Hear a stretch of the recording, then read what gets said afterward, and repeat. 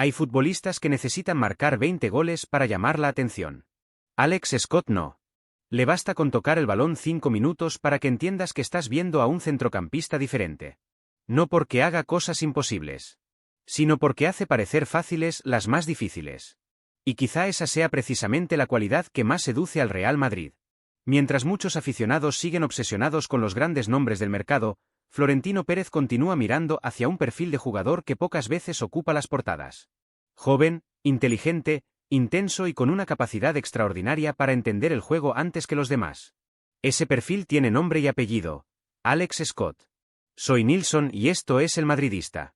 Hay algo que me llamó muchísimo la atención cuando empecé a analizar su evolución. Cada entrenador que ha trabajado con él termina diciendo prácticamente lo mismo. No hablan primero de su técnica, ni de su físico, ni siquiera de su talento. Hablan de su inteligencia. Y eso, para mí, tiene muchísimo valor.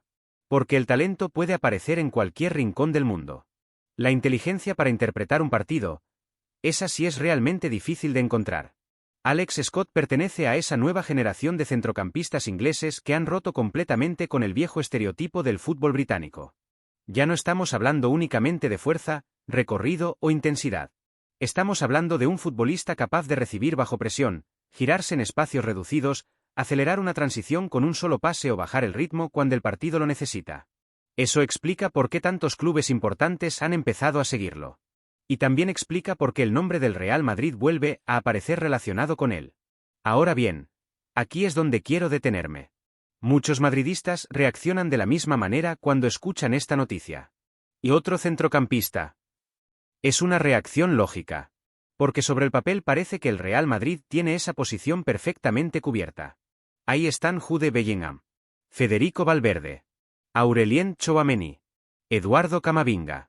Arda Güler puede jugar más adelantado.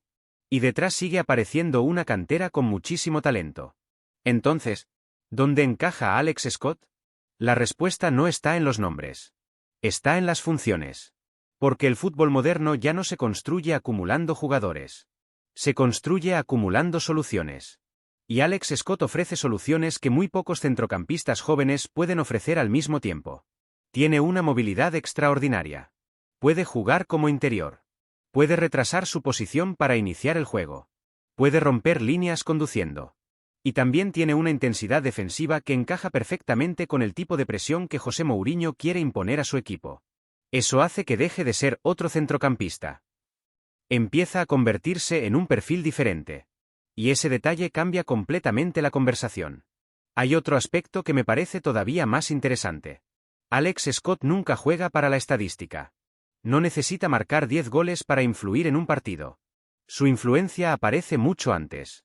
En el primer control. En un cambio de orientación. En una recuperación. En una conducción que rompe la primera línea de presión. Son acciones que muchas veces pasan desapercibidas para el espectador, pero que los departamentos de scouting valoran muchísimo. Y si hay un club que históricamente ha confiado en ese tipo de análisis, ese es el Real Madrid. Porque Florentino Pérez ha demostrado una y otra vez que no espera a que un futbolista explote definitivamente para interesarse por él. Prefiere llegar cuando todavía existe margen para convencer al jugador y construir su crecimiento dentro del club. Esa filosofía explica buena parte del éxito del Madrid durante los últimos años. No se trata únicamente de fichar estrellas. Se trata de identificar quién puede convertirse en una estrella antes que los demás. Y Alex Scott encaja perfectamente en esa forma de trabajar. Pero todavía no he mencionado el aspecto que, para mí, convierte esta posible operación en una de las más interesantes del mercado. No tiene que ver con su edad. No tiene que ver con su precio. Y tampoco con sus estadísticas. Tiene que ver con algo que el Real Madrid nunca ha dejado de proteger. Su capacidad para adelantarse al futuro. Porque cuando observamos con calma la evolución de Alex Scott, aparece una pregunta que puede cambiar completamente la manera de entender esta historia. ¿Y si el Real Madrid no estuviera fichando al centrocampista que necesita para esta temporada, sino al que puede dominar su medio del campo durante la próxima década? Voy a contarte 4 historias muy cortas sobre Alex Scott. Y cuando termine la cuarta, probablemente entenderás por qué el Real Madrid lleva tiempo prestando atención a este futbolista. La primera historia ocurrió cuando todavía era un adolescente. Mientras muchos jóvenes de su edad soñaban con llegar cuanto antes a un gran club, Alex Scott tomó un camino completamente diferente. Prefirió quedarse donde sabía que iba a jugar, equivocarse, aprender y crecer. No tuvo prisa por hacerse famoso. Tuvo prisa por convertirse en mejor futbolista. Parece un detalle sin importancia. Pero para un club como el Real Madrid significa muchísimo. Porque aquí no basta con tener talento. Hace falta personalidad. Hace falta paciencia. Y, sobre todo, hace falta entender que una carrera no se construye en 6 meses.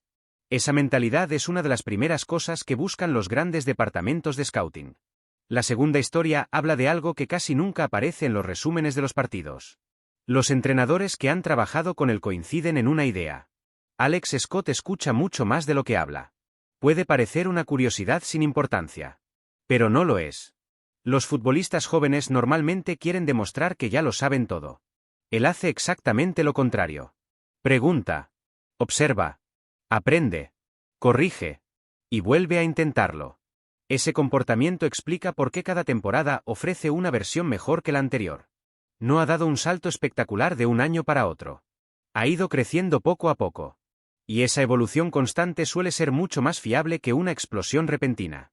Ahora llega la tercera historia. Cuando el Bournemouth lo fichó procedente del Bristol City, muchos pensaban que necesitaría una larga adaptación a la Premier League. No ocurrió. Al principio tuvo que competir por un puesto. Después empezó a sumar minutos. Y poco a poco dejó de parecer un futbolista joven intentando sobrevivir para convertirse en uno de los jugadores que daban equilibrio al equipo. Eso también dice mucho de su carácter. Porque la Premier League probablemente sea el campeonato más exigente del mundo para un centrocampista. No hay tiempo para pensar. No hay espacio para esconderse. Cada balón dividido parece una final. Y Alex Scott no solo consiguió adaptarse. Consiguió crecer. Eso me hace pensar en el Santiago Bernabéu. Muchos futbolistas llegan al Real Madrid después de dominar ligas menos exigentes y descubren que aquí todo sucede mucho más rápido. Alex Scott ya vive cada semana en un entorno donde la intensidad es máxima. Esa experiencia puede facilitar muchísimo una futura adaptación. Y ahora viene la cuarta historia. Mi favorita. Existe una razón por la que muchos analistas ingleses dejaron de definirlo únicamente como un mediocentro. Porque resulta muy difícil ponerle una etiqueta. Hay partidos donde parece un organizador. Otros donde actúa como un interior de ida y vuelta. En algunos momentos rompe líneas conduciendo como un mediapunta. Y unos minutos después aparece robando un balón delante de sus centrales. Eso es exactamente lo que más me atrae de él. No obliga al entrenador a cambiar el sistema. Es él quien se adapta al sistema. Y ese tipo de futbolistas tienen un valor enorme en el fútbol moderno. José Mourinho siempre ha dicho que los grandes equipos necesitan jugadores capaces de interpretar diferentes situaciones dentro de un mismo encuentro. No futbolistas que sepan hacer una sola cosa. Alex Scott pertenece claramente a esa categoría. Por eso creo que muchas personas están analizando esta posible operación desde el lugar equivocado. No deberíamos preguntarnos si hoy es mejor que los centrocampistas del Real Madrid. Esa comparación no tiene sentido. La verdadera pregunta es otra. ¿Qué puede llegar a ser Alex Scott dentro de 3 o 4 temporadas trabajando cada día junto a futbolistas como Jude Bellingham, Federico Valverde, Eduardo Camavinga y Aurelien Tchouaméni?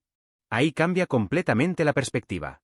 Porque el Real Madrid no tendría que convertirlo inmediatamente en una estrella. Le bastaría con hacer lo que mejor sabe hacer. Desarrollar talento. Eso ya ocurrió muchas veces. Jugadores que llegaron siendo proyectos terminaron marchándose convertidos en referentes mundiales. No porque el club hiciera magia, sino porque el entorno competitivo del Real Madrid acelera el crecimiento de quienes tienen la mentalidad adecuada. Y, sinceramente, cuanto más conozco la trayectoria de Alex Scott, más convencido estoy de que posee precisamente esa mentalidad. No busca protagonismo. Busca mejorar. No juega para las redes sociales. Juega para el equipo. No necesita llamar la atención en cada acción. Confía en que el partido terminará hablando por él. Y esos futbolistas suelen tener una carrera mucho más larga de lo que muchos imaginan. Quiero terminar de una manera diferente. No imaginando a Alex Scott levantando una Liga de Campeones. Ni presentándose en el Santiago Bernabéu. Quiero imaginar otra escena. Dentro de unos años, un periodista le pregunta cuál fue el momento en el que sintió que estaba preparado para jugar en la élite absoluta. Y él responde: el día que un club como el Real Madrid creyó en mí antes de que el resto del mundo lo hiciera. Si algún día escuchamos una frase como esa, significará que Florentino Pérez volvió a acertar donde otros solo veían una promesa. Y eso, más que un fichaje, sería otra demostración de por qué el Real Madrid lleva tantos años marcando el camino en el mercado. Ahora quiero hacerte una pregunta diferente. No quiero saber si ficharías a Alex Scott. Quiero saber algo más interesante. ¿Crees que tiene nivel para convertirse en uno de los 3 mejores centrocampistas de Europa en los próximos 5 años? Responde únicamente sí o no.